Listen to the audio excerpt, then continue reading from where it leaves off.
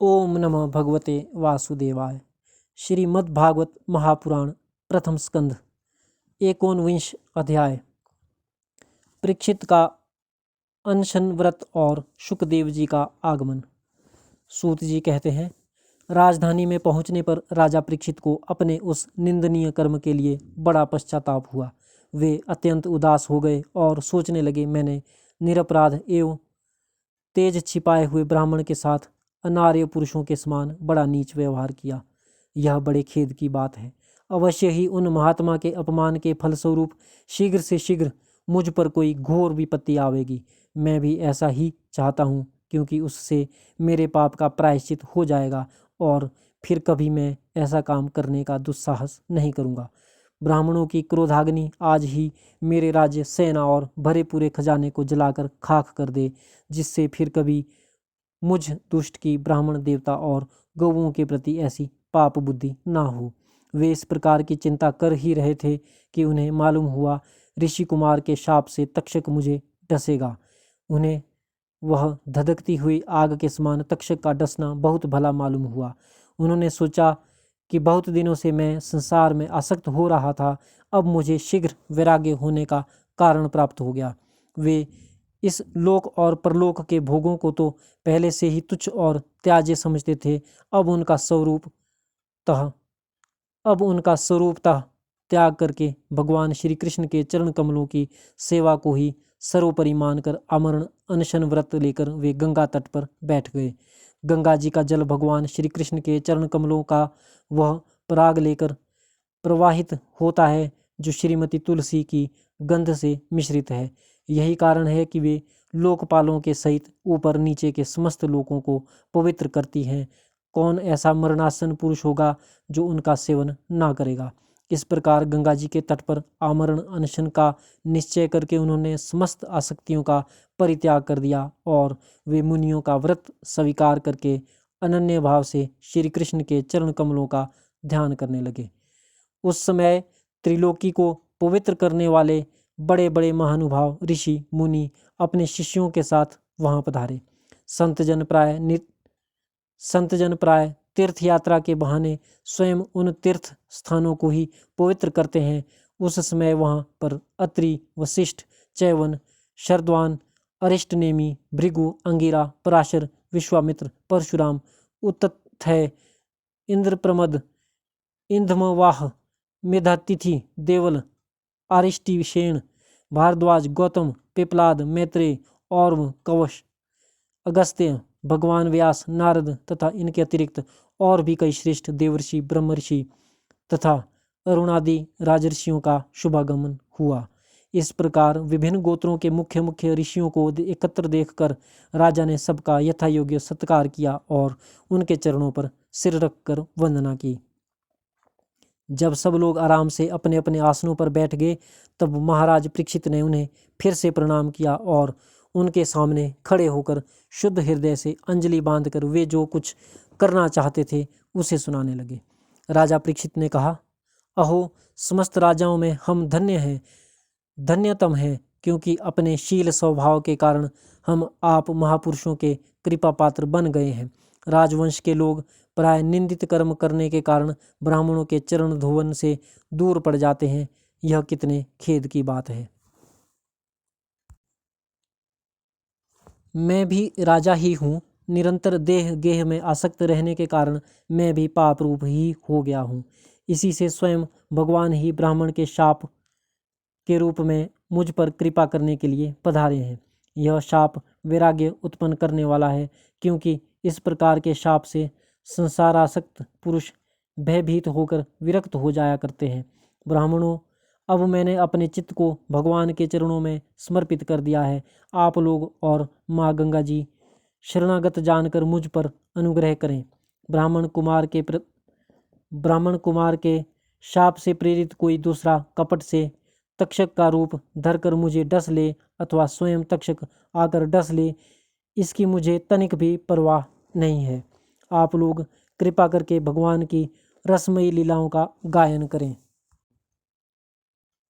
मैं आप ब्राह्मणों के चरणों में प्रणाम करके पुनः यही प्रार्थना करता हूँ कि मुझे कर्मवश चाहे जिस योनि में जन्म लेना पड़े, भगवान श्री कृष्ण के चरणों में मेरा अनुराग हो, उनके चरणाश्रित महात्माओं से विशेष प्रीति हो और जगत के समस्त प्राणियों के प्रति मेरी एक सी मैत्री रहे, ऐसा आप आशीर्वाद दीजिए।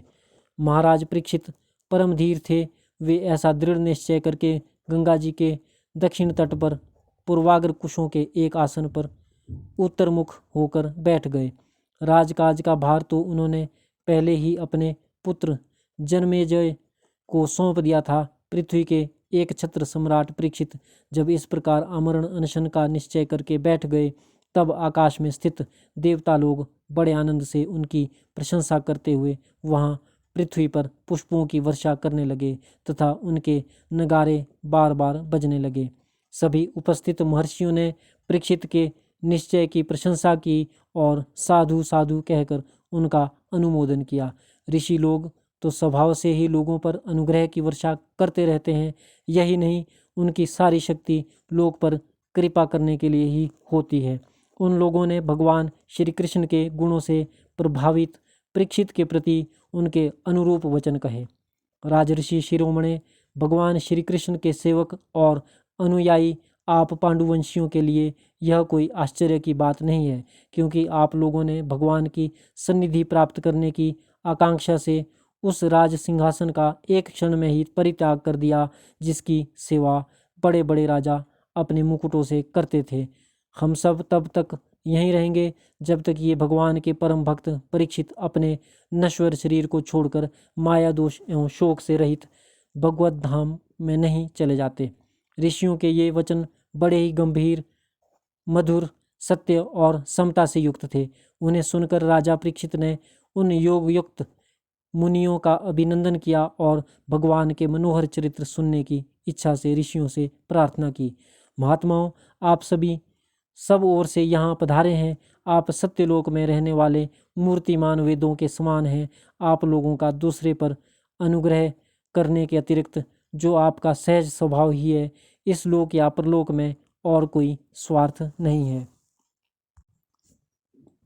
विप्रवरों, आप लोगों पर पूर्ण विश्वास करके मैं अपने कर्तव्य के संबंध में यह पूछने योग्य प्रश्न करता हूँ।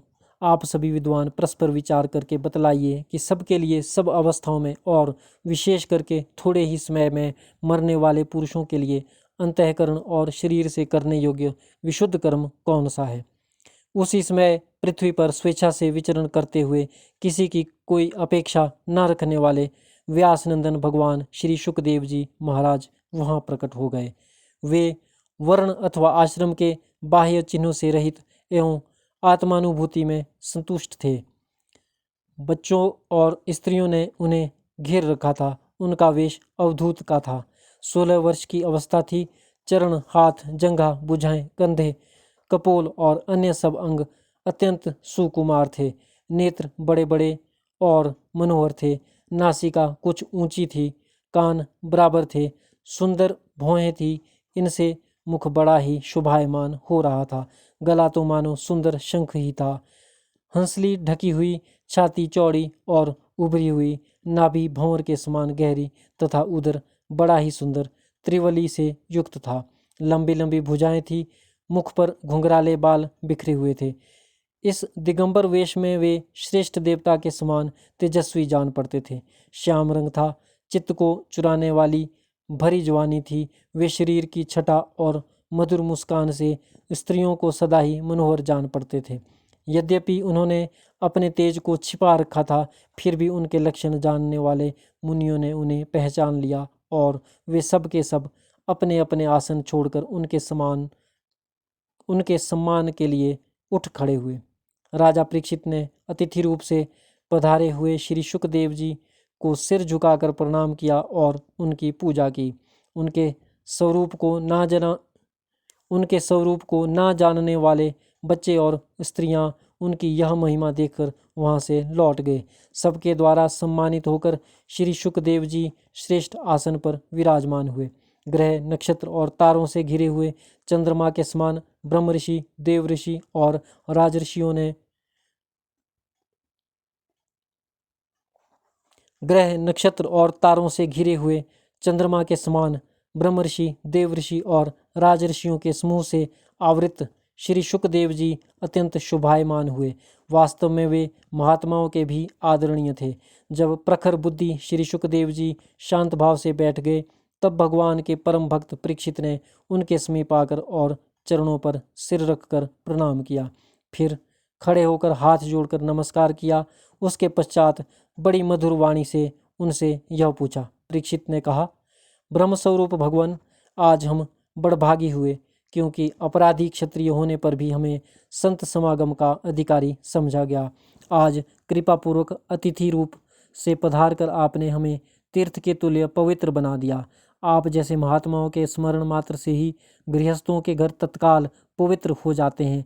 फिर दर्शन, स्पर्श, पाद प्रक्षालन और आसन दान आदि का सुअवसर मिलने पर तो कहना ही क्या।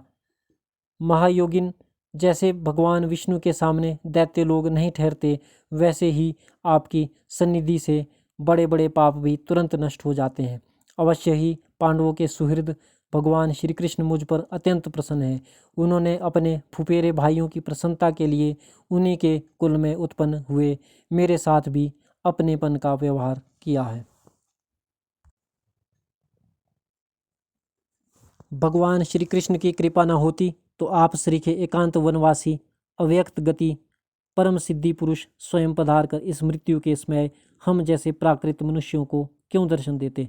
आप योगियों के परम गुरु हैं, इसलिए मैं आपसे परम सिद्धि के स्वरूप और साधन के संबंध में प्रश्न कर रहा हूँ। जो पुरुष सर्वथा मरणासन है, उसको क्या करना चाहिए भगवान? साथ ही यह भी बतलाइए कि मनुष्य मात्र को क्या करना चाहिए। वे किसका श्रवण, किसका जप, किसका स्मरण और किसका भजन करें तथा किसका त्याग करें। भगवत स्वरूप मुनिवर, आपका दर्शन अत्यंत दुर्लभ है, क्योंकि जितनी देर एक गाय दूही जाती है गृहस्थों के घर पर, उतनी देर भी तो आप नहीं ठहरते। सूत जी कहते हैं, जब राजा ने बड़ी ही मधुर वाणी में इस प्रकार संभाषण एवं प्रश्न किए, तब समस्त धर्मों के मर्मज्ञ व्यास नंदन भगवान श्री शुकदेव जी उनका उत्तर देने लगे।